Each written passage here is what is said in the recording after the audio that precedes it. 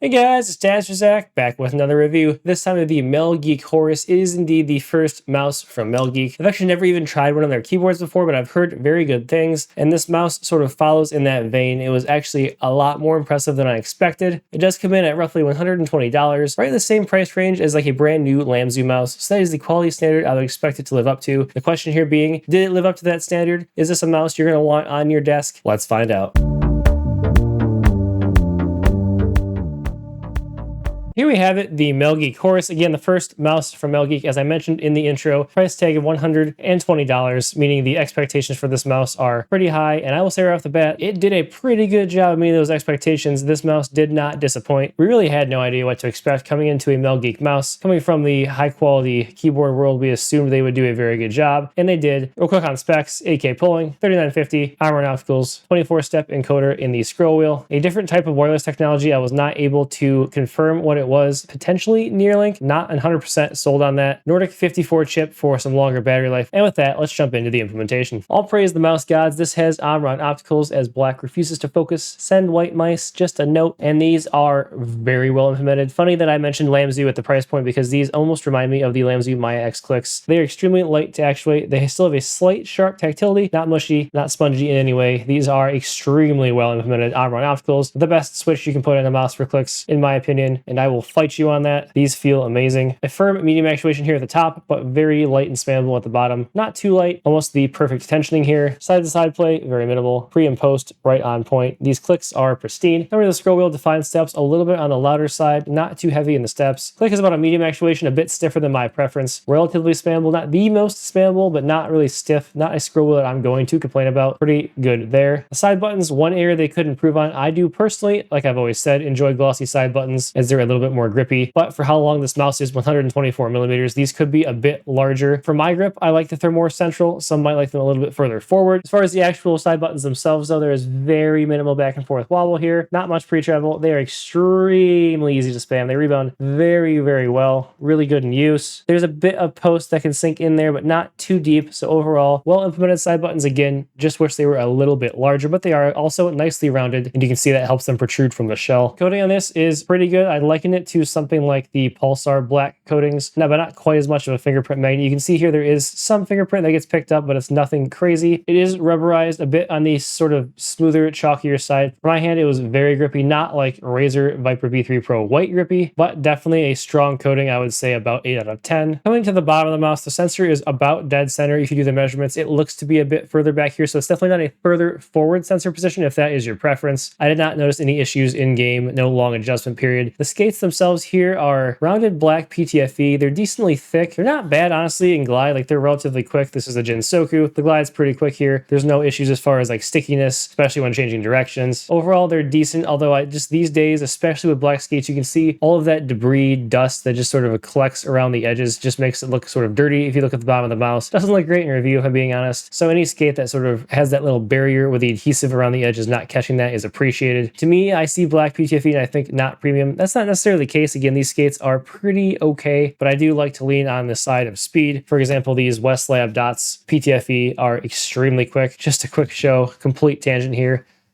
Literal ice rink on the Jinsoku with these, all the way across the pad. I prefer skates in that realm, but these are not slow by any means. They're not mud stock skates, so I can't complain too much. One more personal gripe, as you may know, I'm not a fan when you don't have a toggle for the power button, when you have to hold it to turn it on and off for 3, 4, 2, whatever many seconds it is, and look for a light to indicate it's on and off. That's just annoying. We should definitely make this a toggleable power button with a separate DPI button over here. That is, in my opinion, the optimal setup. I do like having DPI adjustments on the mouse, but for God's sake, don't ever put it up here on the top. That looks terrible. Build integrity on the Horus is darn good.